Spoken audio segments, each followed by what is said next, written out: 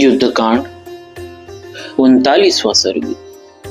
वानरों सहित श्री राम का सुवेल शिखर से लंकापुरी का निरीक्षण करना। प्रभु को श्री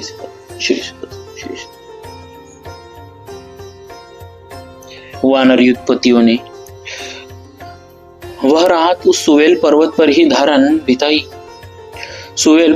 ही बिताई और वहां से उन वीरों ने लंका के वन और उपवन भी देखे। वे बड़े ही चौरस, शांत, सुंदर, विशाल और विस्तृत थे। देखने में अत्यंत रमणीय जान पड़ती। उन्हें देखकर उन सब वानरों को बड़ा विस्मय हुआ। चंपा, अशोक, बकुल, शाल और ताल वृक्षों से व्याप्त, तमाल वन से आच्छादित और नाग केसरों से आवृत लंकापुरी, हिंताल, अर्जुन, नीप, कदम्ब, खिले हुए चितवन, तिलक, कनेर तथा पाटल आदि नाना प्रकार के दिव्य वृक्षों से, जिनके अग्रभाग फूलों के भार से लदे थे तथा जिन पर लता बल्लरियां फैली हुई थी, इंद्र की अमरावती के समान शोभा पाती थी। विचित्र फूलों से युक्त लाल कोमल पल्लव, हरी हरी घासों तथा विचित्र वन श्रेणियों से भी उस पुरी की बड़ी शोभा हो रही थी। जैसे मनुष्य आभूषण धारण करते हैं, उसी प्रकार वहां के वृक्ष सुगंधित फूल और अत्यंत रमणीय फल धारण करते थे। चैत्र रथ और नंदनवन के समान वहां का मनोहर वन सभी ऋतुओं में भ्रमरों से व्याप्त हो रमणीय शोभा धारण करता था। दैत्यूह, कोयष्टी, बक और नाचते हुए मोर उस वन को सुशोभित करते। वन में झरनों के आसपास कोकिल की कूक सुनाई पड़ती। लंका के वन और उपवन नित्य मतवाले विहंगमों से विभूषित होते थे। वहां वृक्षों की डालियों पर भंवरे मंडराते रहते। उनके प्रत्येक खंड में कोकिलाएं कुहू कुहू बोला करती, पक्षी चहचहाते रहते, भृंगराज के गीत मुखरित होते, कूरर के शब्द गूंजा करते, कोनाल के कलरव होते रहते थे तथा सारसों की स्वर लहरी सब ओर छाई रहती। कुछ वानर वीर उन वनों और उपवनों में घुस गए। वे सभी वीर वानर इच्छानुसार रूप धारण करने वाले, उत्साही और आनंद मग्न थे। उन महातेजस्वी वानरों के वहां प्रवेश करते ही फूलों के संसर्ग से सुगंधित तथा घ्राणेन्द्रिय को सुख देने वाली मंद वायु चलने लगी।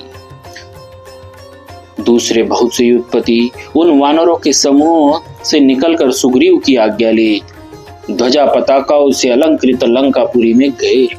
गर्जने वाले लोगों में से श्रेष्ठ वे वानर वीर अपने सिंहनाद से पक्षियों को डराते, मृगों और हाथियों के हर्ष छीनते तथा लंका को कंपित करते हुए आगे बढ़ रहे थे। वे महान वेगशाली वानर पृथ्वी को जब चरणों से दबाते थे, उस समय उनके पैरों से उठी हुई धूल सहसा ऊपर को उड़ जाती थी। वानरों के उस सिंहनाद से त्रस्त एवं भयभीत हुए रीछ, सिंह, भैंसे, हाथी, मृग और पक्षी दसों दिशाओं की ओर भाग गए। त्रिकुट पर्वत का एक शिखर बहुत ऊंचा था। वह ऐसा जान पड़ता था मानो स्वर्गलोक को छू रहा हो। उस पर सब और पीले रंग के फूल खिले हुए थे, जिनसे वह सोने का सा जान पड़ता था। उस शिखर का विस्तार 100 योजन था। वह देखने में बड़ा ही सुंदर, स्वच्छ, स्निग्ध, कांतिमान और विशाल था। पक्षियों के लिए भी उसकी चोटी तक पहुंचना कठिन होता था। लोग चित्रकूट के उस शिखर पर मन के द्वारा चढ़ने की कल्पना भी नहीं कर सकते थे, फिर क्रिया द्वारा उस पर आरूढ़ होने की तो बात ही क्या है। रावण द्वारा पालित लंका त्रिकुट के उसी शिखर पर बसी हुई थी।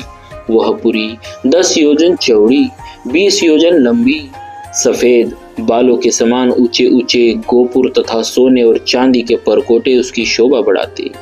जैसे ग्रीष्म के अंतकाल वर्षा ऋतु में घनीभूत बादल आकाश की शोभा बढ़ाते, उसी प्रकार प्रासादों और विमानों से लंकापुरी अत्यंत सुशोभित हो रही थी। भक्तों, अमरकोश के अनुसार देवताओं के मंदिरों और राजाओं के महलों को प्रासाद कहते हैं। प्राचीन वास्तु विद्या के अनुसार बहुत लंबा चौड़ा ऊंचा और कई भूमियों का पक्का या पत्थर का बना हुआ भव्य भवन, जिसमें अनेक श्रृंग श्रृंखला और अंडक आदि हो, प्रासाद कहा गया है। उसमें बहुत से गवाक्षों से युक्त त्रिकोण, चतुष्कोण, आयत और वृत्तशालाएं बनी होती है। आकृति के भेद से पुराणों में प्रासाद के 5 भेद किए गए हैं: चतुरस्त्र, चतुरायत, वृत्त, वृत्तायत और अष्टास्त्र। इनका नाम क्रमशः वैराज, पुष्पक, कैलास, मालक और त्रिविष्टप है। भूमि, अंडक और शिखर आदि की न्यूनता अधिकता के कारण इन 5 के 9 भेद माने गए हैं, जैसे वैराज के मेरु, मंदर, विमान, भद्रक, सर्वतोभद्र, रुचक, नंदन, नंदीवर्धक और श्रीवत्स। पुष्पक के वल्भी, गृहराज, शालागृह, मंदिर, विमान, ब्रह्म मंदिर, भवन, उत्तंभ और शिव का वेश्म। कैलास के वलय, दुंदुभी, पद्म, महापद्म, भद्रक, सर्वतोभद्र, रुचक, नंदन, गवाक्ष और गवारुत। मालक के गज, ऋषभ, हंस, गरुड़, सिंह, भूमुख, भूधर, श्रीजय और पृथ्वीधर तथा त्रिविष्टप के वज्र, चक्र, मुष्टिक या वभ्रु, वक्र, स्वस्तिक, खड़ग, गदा, श्री वृक्ष और विजय।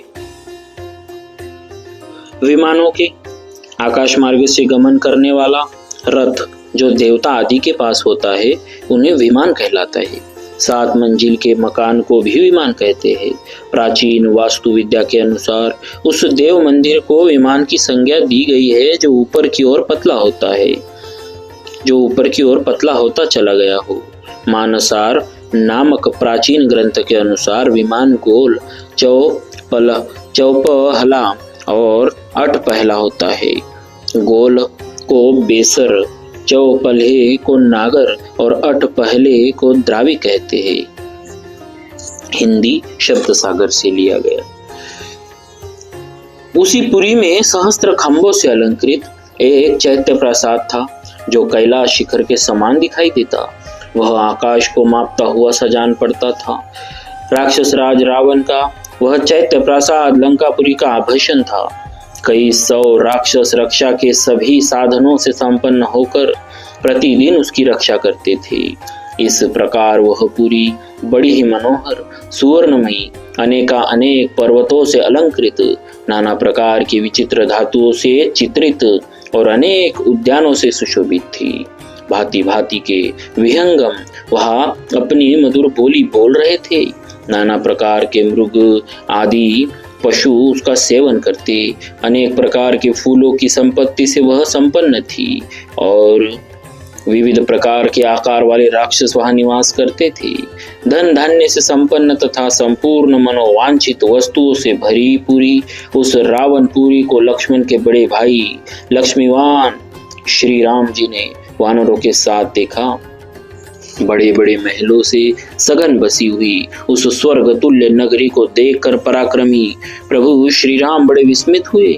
इस प्रकार अपनी विशाल सेना के साथ श्री रघुनाथ जी ने अनेक प्रकार के रत्नों से पूर्ण, तरह तरह की रचनाओं से सुसज्जित, ऊंचे ऊंचे महलों की पंक्ति से अलंकृत और बड़े बड़े यंत्रों से युक्त मजबूत किवाड़ों वाली वह अद्भुत पूरी देखी।